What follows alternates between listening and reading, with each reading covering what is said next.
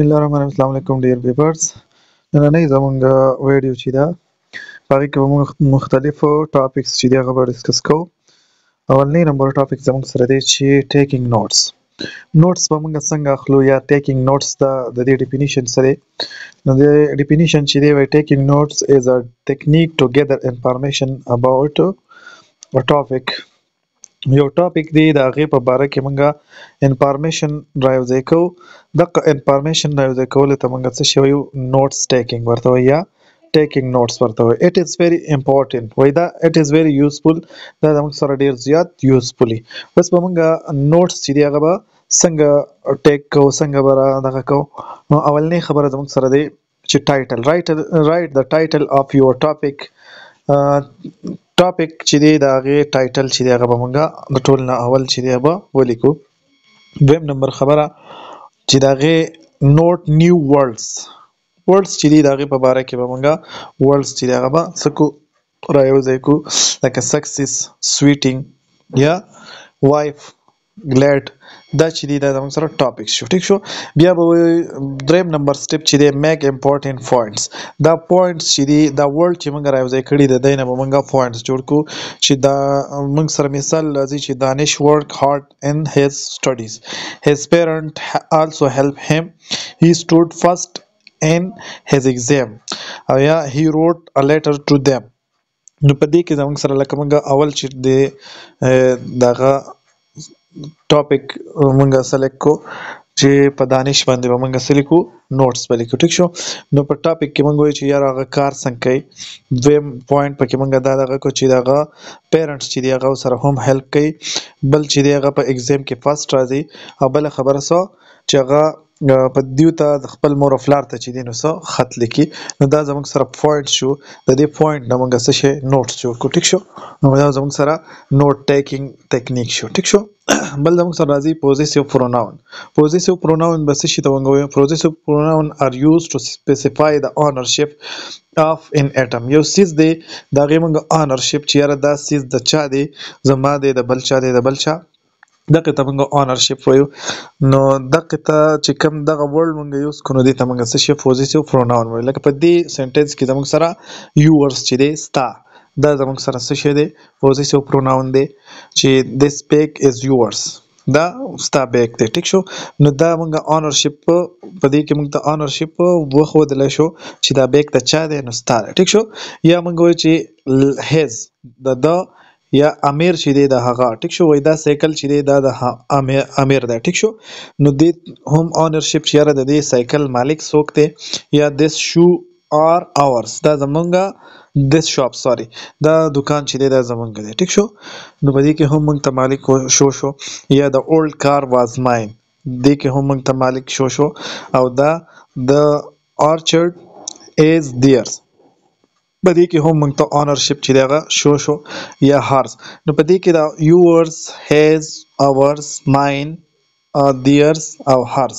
دا ټول هر څه چې دی په دې دا ورډ چې دی په دې کې زموږ ته اونرشپ چې دی هغه شو نو دې ته موږ پوزیسیو پروناونس وایو. بل زموږ سره کین او کین ناټ د هغې یوز چې کین از یوز ټو شو ایبیلیټي. کین به موږ هله یوز کوو چې کله موږ ته ایبیلیټي دا به موږ ته ایبیلیټي شو کوي. وایل کین ناټ به موږ ته شو کوي ان ایبیلیټي. څه شی؟ کین به موږ ته ایبیلیټي شو کوي چې یاره دا کار زه کولی شم، بل کولی شي، بل څوک دا کار په دې طریقه کیدی شي. او کین ناټ چې دی دا به موږ ته ان ایبیلیټي شو کوي چې یاره دا کار نشي کیدی، ان ایبیلیټي نه کیدونکي. ټیک شو. می چې دی هغه به هم موږ ته may can be used to ask for permission. may چې دی دا به موږ د یو څیز اجازت غواړو د هغې دپاره پرمیشن دپاره به موږ څه یوز کوو؟ may به یوز کوو. while may not is used to deny permission. چې یاره may not چې دی دا به موږ کله یوز کوو چې موږ پرمیشن ډینای کوو، د هغې نه موږ انکار د پرمیشن نه موږ چې یاره اجازت موږ ته میلاو شو نه میلاوېدو په صورت کې چې دی د اجازت نه میلاوېدو په صورت کې به موږ may not چې دی هغه یوز کوو. لکه موږ سنټنسز ته وګورو چې سات کین ورک ان ا بینک. سات چې دی هغه په بینک کې کار کولی شي خو هغه ټیچینګ نشي کولی. ټیک شو. نو کین راغی او کین ناټ راغی. ټیک شو. بل he can ride a bike وی هغه بایک چلولای شي یا رایډینګ پې کولای شي او he can not drive a car او کار چې دی موټر کار هغه نشي ډرایو کولای نشي چلولای ټیک شو may I go to drink water وی زه تلی شم چې اوبه وڅښم یا may I use your pencil زه ستا پنسل یوز کولی شم نو په دې کې موږ ته اجازت طلب کول پکار دی ټیک شو په دې کې you may not leave the classroom now لکه اجازت چې دی د هغې انکار وشو ډینای شو ټیک شو نو ته دا کلاس چې دی په دې ټایم کې ته کلاس نشي پرېښودی نو دا زموږ سره د یوز اف can not may not ټیک شو نو can چې دی دا به موږ ابیلیټي او can not د انیبیلیټي دپاره may چې دی دا د پرمیشن او may not چې دی دا به ډینای مطلب پرمیشن ډینای چې د پرمیشن انکار وشي ټیک شو بل زموږ سره راځي word which add meaning to the word وی هغه ورډ چې هغه د ورب مینینګ ته یو مینینګ ټو د ورب adjective sorry in adverb are called adverbs وی هغه ورډ چې دی هغه د ورب یا د adjective meaning ته څه خبره اډ کړي نو هغې ته به موږ څه شی وایو meaning ورته اډ کړي نو هغې ته موږ adverb وایو ټیک شو لکه my mother speak politely چې دی دا زموږ سره adverb دی او د bird party was decorated beautifully زموږ سره adverb neatly یا hurriedly slowly دا ټول زموږ سره څه دي دا adverb دي او دې د چا خبرې ته څه شي ته meaning add کو verb ته لکه speak چې دی دا زموږ سره verb دی decorated چې دی دا هم زموږ سره verb دی story چې دی دا زموږ سره څه دی story چې دی دا زموږ سره ناون دا څه دی پروناون دی ټیک شو روم چې دی هم زموږ سره ناون دی واک ورب دی ټیک شو نو د دې سیزونو مینینګ ته څه اډ کو د ورب ته او یا ایڈجیکټیو ته دې سیزونو ته مینینګ اډ کو یو معنی ول ورکړه د دې کوالیفیکیشن یا ډیسکوالیفیکیشن وکړو نو دې ته موږ څه شوی دې ته موږ ایڈورب ورته وایو ټیک شو بل زموږ سره دی ساوند اف ای ډي څه شی ای ډي ساوند چې دی دا درې قسمه دی ټیک شو کله چې وای اف ای ډي ending sound is letter follow the letter p کله چې ای ډي چې دی کنه ای ډي لفظ چې دی کنه د دې نه مخکې لفظ زموږ سره راغی پی کې اس ایچ سی ایچ اس اف چې دا لفظونه رااله په دې پسې زموږ سره ای ډي راغی په دغه ټایم کې به دا ای ډي چې دی دا موږ ټي د دې دا اواز به د ټي ورکړي ټیک شو که دا ای ډي چې دی دا فالو د لیټر چې په ای ډي نه مخکې زموږ سره بی راغی جی راغی آی راغی ایم ان وی او زیډ نو په دې ټایم کې به دی زموږ سره د ډي اواز ورکوي د څه شي د ډي اواز به ورکوي او چې کله زموږ سره راغی د ای ډي چې دی د هغې نه مخکې زموږ سره لفظ راغی ټي یا ډي نو په دغه ټایم کې به زموږ سره آی ډي اواز ورکوي ټیک شو اوس موږ راځو مثالونه درې مثالونه شو دا درې ټایپس شو حالاتونه شو ټیک شو اولنی نمبر حالات موږ وی کنه چې زموږ سره وی راغی یا آر راغی یا وی راغی نو په دې ټایم کې به زموږ سره څه شي دا ای ډي چې دی دا به د ډي اواز ورکوي لکه لافټ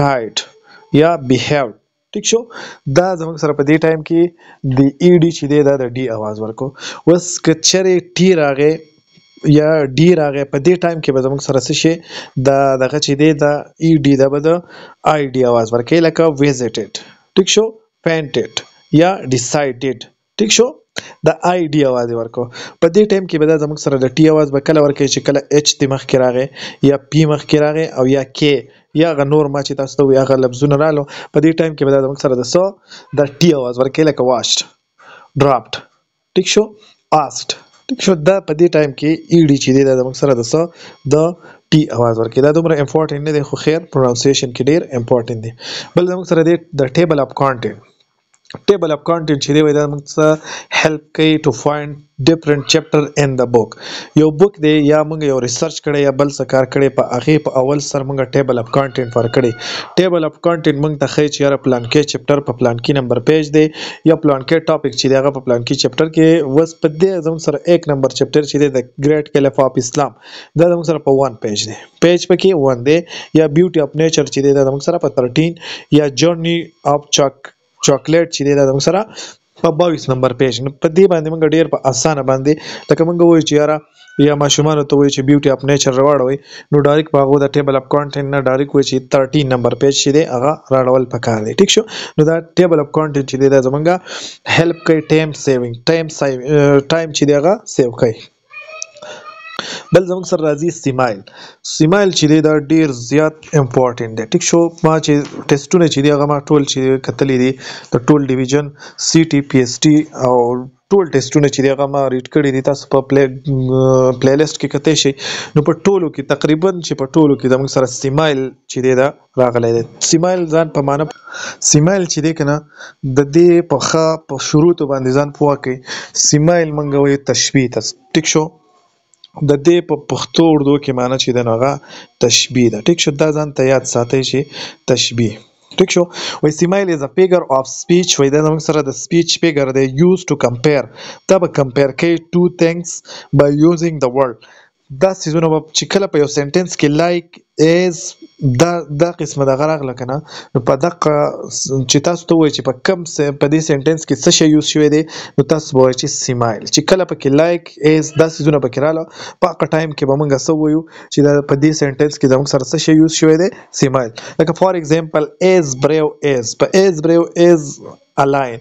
په دې کې چې اوس موږ ته دا سنټنس راشي په دې کې څه یوز شوی، کم فیگر اف سپیچ یوز شوی دی، نو موږ به وایو چې دا یا دا د فیگر اف سپیچ په حواله سره کم ایگزامپل دی، نو موږ وایو چې دا د سیمایل ایگزامپل دی. ټیک شو، یا لایک ا ډایمنډ. نو په دې کې دا لایک چې دی یا از لفظ چې دی یا لایک دا دواړه چې دی دا استعمال شوی جیسا. د دې دواړه معنی دا جیسا. ټیک شو، پشان پشان. نو چې کله پشان خبر رااله نو موږ وایو چې دا تشبیه شو. ټیک شو، بس په دې کې موږ دا زموږ سره یو سټینزا ورکړې ده چې از گرین از ګراس. ټیک شو، از ریډ از بلډ از بلو از هیون. دا زموږ سره سټینزا ده. په دې کې د از لفظ چې دی دا یوز شوی دی. که چېرته داسې سنټنس موږ ته راکړي او موږ ته وایي چې په دې کې څه یوز شوی دی، نو موږ به وایو چې په دې کې څه سیمایل یوز شوی دی. لکه په دې بل سنټنس کې موږ وګورو لکه لایک ا ډایمنډ. نو په دې کې د لایک لفظ چې دی په شان د ډایمنډ په شان. ټیک شو، نو په دې کې هم موږ سره تشبیه څه ته ورکړه، ډایمنډ ته. نو دا زموږ سره د سیمایل په باره کې چې یاره سیمایل موږ وپېژندو. ټیک شو، دا ویډیو چې دی بیا ډېره اوږدېږي، دې پورې چې دی نو ویډیو پوره وه. د الله په امان.